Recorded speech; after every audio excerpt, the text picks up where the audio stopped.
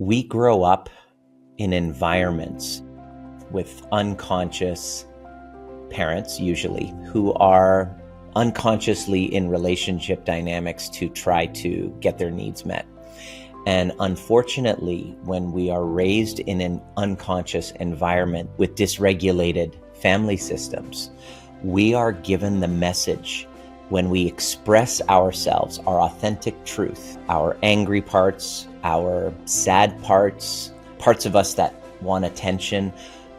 When we express these parts of us when we were younger, if we are ever given the message that those parts of you are not acceptable, we get the message that we need to hide, suppress, or what we call exile these aspects of ourselves, and they get tossed in the curb and suppressed consciously or unconsciously repressed. If I express my tears, for example, and my dad says,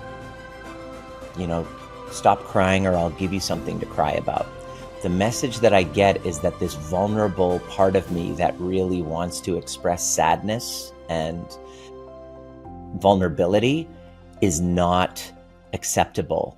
So what I will do is I will suppress consciously this vulnerable side of me or exile it.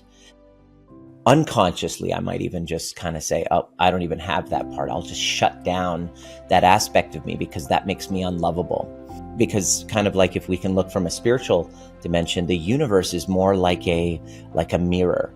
So it is constantly reflecting to me aspects of myself that I haven't really gotten completion with, that are unfinished business. Carl Jung says that anything that irritates us about others can lead us to a better understanding of ourselves. And this is an opportunity to see that we are attracting aspects of ourselves that we've exiled. And so shadow work is the spiritual practice of getting curious about what is activating and coming alive in my body, and instead of reacting to it, to get curious about it and turn towards it and try to make sense of and understand and what they call integrate. So shadow work is the spiritual practice of using your triggers to be able to, instead of reacting and avoiding, to look inward, to look in the mirror, put down the magnifying glass, pick up the mirror, and use that to grow.